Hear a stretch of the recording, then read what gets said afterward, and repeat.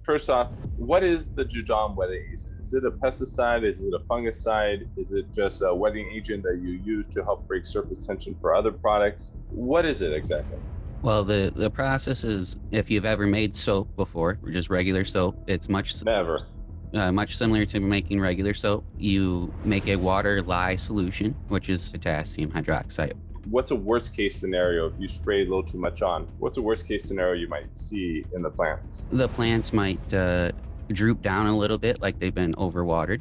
And that's the awesome thing about the Jadam wetting agent too, is that because it is natural, the natural enzymes and whatnot that are just hanging around break it down within 4 or 5 days. If it's getting hit by UV from the sunlight, it breaks it down even sooner. If you can't afford an expensive pesticide or fungicide bottle, there is one you can make on your own. Check out the Jadam wetting agent. You're here with Mark Boutwell and Green Goblin 510 on Perfect Gardens TV. Please remember to like, share, and subscribe. Make sure to check us out on Instagram and Facebook. And if you haven't seen our $2.99 membership, make sure to hit the join button down below. If you need a little more one-on-one, we have the VIP link down below in the description. Make sure to hit the join button on the bottom of every video. Hey, John, how are you doing, man? Doing great. Just working in the garden a little bit. You can sit down and edit some stuff, and figure I'd talk to you as well. I really appreciate you coming back on the channel, actually, and because I wanted to actually purchase your Jadam wetting agent for a couple of different reasons. And tell me if I'm saying anything that's incorrect. Like, you can make the Jadam wetting agent from your own home from materials that you could regularly most likely source almost anywhere in the world. Is that correct? Oh, absolutely. The hardest thing to source would be the sodium hydroxide or the potassium hydroxide, depending on if you're going for a liquid or a solid. They're just different soaps, but those are the two hardest ingredients to get. And they're only hard because they're not necessarily at your local Walmart or Target. You might have to go to a craft store or a home improvement store. First off, what is the Jadam wetting agent? Is it a pesticide? Is it a fungicide? Is it just a wetting agent that you use to help break surface tension for other products? What is it exactly? That's actually a really great question. In all out basicness, Jadam wetting agent is a natural soap. You can use it to wash your hands. You can use it to wash clothes, different items. It is a natural soap. It just happens to be soapier than soap that you can normally buy at the store, or soapier than other horticultural soaps, because the business thing, if you dilute it a little bit, you get a little more profit and whatnot. But when you do make it yourself, or you buy it as a Jadam wetting agent, it is high in the saponins. It's high in soap. So you're going to have a higher soap content in that soap, if that makes sense. 100%. We're buying concentrated products. We're not like the local backyard gardener that needs to purchase something that's ready to use because we feel that mixing a teaspoon into a gallon is too complicated. We're in some level possibly growing a commercial crop, and we got to make the dollar go farther than what it is currently going for nowadays. Oh, absolutely. And then on the usage part of it, it is a surface tension breaker. It's an emulsifier. It's actually a pesticide on its own, because a lot of soft-bodied insects can't handle the concentration of the soap. It usually suffocates them and it kills them off. So in itself, it kind of acts as an insecticide, but it isn't technically one. But it's also used to mix with like neem oil or Jadam sulfur or any other pest-related foliar or even health-related foliar sprays that you want to spray on your plants. And it helps it to, adhere more to the plant, stay more on the plant while the active ingredient's doing its thing. So to just double check, you said it is, and of course we can't say it's a pesticide, although just for legality reasons and labeling and things along those lines. So wetting agents like this, though, it can be used for bugs or mold or other things, and they might see some benefit from that, correct? Oh, absolutely. Everyone knows I'm a big proponent of pushing the organic shield, although what happens if you don't have a credit card and you can't purchase this product that's here in the United States, and you're watching this video in Australia or China or Africa or wherever, and that's where I was like, we really do got to find a pesticide, a fungicide, a wetting agent, something that we're more self-efficient in our own grow room. Oh, absolutely. 100% agree with that. So could you walk me through a little bit, because I think the instructions of how to make it is actually on your website too, correct? That is correct. Yep. Could you verbally explain to me the process and explain to me a little bit about the products that go into making this? Well, the process is, if you've ever made soap before, or just regular soap, it's Never. much similar to making regular soap. You make a water lye solution, which is potassium hydroxide, which comes from technically burned things. If you have a fire and you have a bunch of like a fire with good wood, unfortunately, it has to be like hardwood and not like, glue and a whole bunch of crap in it. But if you have a natural campfire and you take those ashes from that campfire, put them in a little sack and drip water through it, you'll get concentrated potassium hydroxide or lye. And when you mix that with a fat source, it can be any fat source, but we usually go for the cheapest fat source, which is usually canola oil. You can go for more, exuberant oils, make sure they're non-GMO at all possible. Just make sure they're non-GMO, but high fat content. And mixing those two, the sodium hydroxide and the fat content, will make soap. And is that basically the two ingredients? Well, you said it's either the sodium or the potassium hydroxide, right? Yep.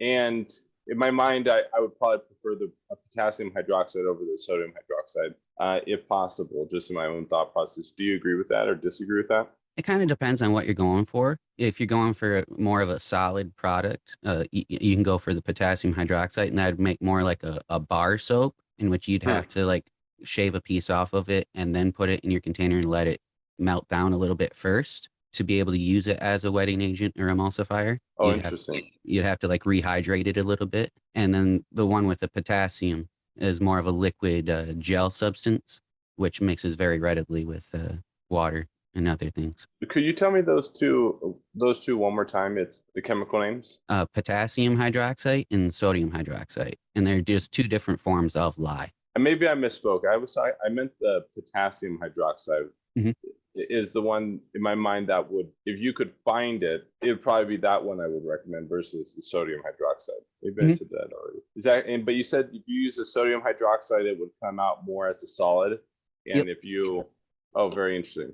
Okay. Yeah, the difference between the liquid and soft soap or liquid soap is those two chemicals, whether you use sodium hydroxide or you use potassium hydroxide. Is there any other products that go into the wetting agent besides that? No, just clean, soft water. Clean, soft water. So when you say soft water, it would be like distilled water.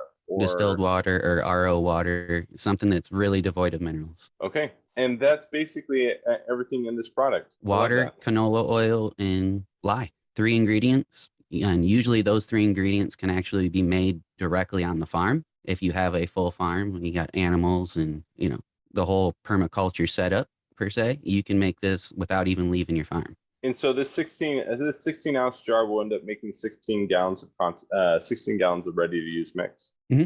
What are some of the things you will witness, like what's a worst case scenario if you spray a little too much on? What's a worst case scenario you might see in the plants? The plants might droop down a little bit, like they've been overwatered. Okay. If you go really hard on the concentrations to 6, 7, 8, 9 ounces of Jadam wetting agent to 1 gallon, you might see some leaf tip burn because there is a little bit of potassium inside the Jadam wetting agent. So you could technically nutrient burn them slightly. And if you use too much of a concentration, it can harm the stomata because it's lye. If you put pure lye on anything, it pretty much just burns it and melts it because it's so base. It's very 14 on the base acidic level. So this product is actually very safe at 1 ounce per gallon. And like you said, 4 ounces for infestation. So 1 ounce for maintenance, 4 ounces for infestation. I love that. Okay. Well, guys, where can you find this product? Yeah, if you go to greengoblin510.com and scroll down a little bit, you'll see how you can support Green Goblin 510, and you'll see the Jadam wetting agent right there. Well, guys, I wanted to have a quick interview about what the Jadam wetting agent was, how to use it, give a good explanation. John, do you got anything else you would like to talk about this product or anything else you'd like to share with the channel? I just want to share with the channel that if you're looking for more information like this is the Jadam Organic Pest and Disease Control book here. And this goes through how to make the Jadam wetting agent, along with 3 or 4 other organic pesticide and disease controlling things like Jadam sulfur, Jadam herbal solution, and a few other things. And the book is this thick. mostly because the first 20 pages or so are how to make things, and then every other page after that has full color images of different pests and diseases. So you can get quite a bit of information from this book, more than you can get from a single video. So if you guys are looking to really look into pest and disease management organically with DIY solutions, I highly recommend this book. So is there any other additional things you might visually see when after using the Jadam wetting agent, John? Well, initially, right after you use the Jadam wetting agent, you're going to notice your plants are going to have a nice sheen or a reflectivity to them, and that's showing that the Jadam wetting agent's done a good job as a surfactant and a wetting agent by making sure it covers the entire leaf, bottom and top, because you're going to have to spray from the bottom and spray on the top to make sure you have full coverage. But when you do have full coverage, you're going to notice that nice sheen, and the plants are going to look really green and beautiful afterwards. One of the things I also enjoyed witnessing after I've had your product in my hands for about a week so far. And one of the first things I ever do before using any product really is, does it separate or does it coagulate, or do things separate within the bottle themselves, where you realize whether something is how water soluble or stable it is, basically. And this product has stayed exactly the way it has arrived without me disturbing it or shaking up for the last week or two. And that's kind of also another way how I know, once again, how water soluble it is. And versus things that are going to leave a permanent residue left behind on the plant. So yeah, that's cool. And that's the awesome thing about the Jadam wetting agent too, is that because it is natural, the natural enzymes and whatnot that are just hanging around break it down within 4 or 5 days. If it's getting hit by UV from the sunlight, it breaks it down even sooner. And it's not getting out to the oceans and making all that foam wash up on the beaches that you happen to see on different news announcements and whatnot, where you see all this foam washing up on the beach and you're like, where's all this foam coming from? It's unfortunately synthetic detergents that don't break down over time. Guys, please go over to John Goblin 510's channel, subscribe, check him out. He's incredibly thoughtful around his growing practices. I've enjoyed my conversation with him every time. Once again, please remember to like, share, and subscribe. Have a great grow, everyone.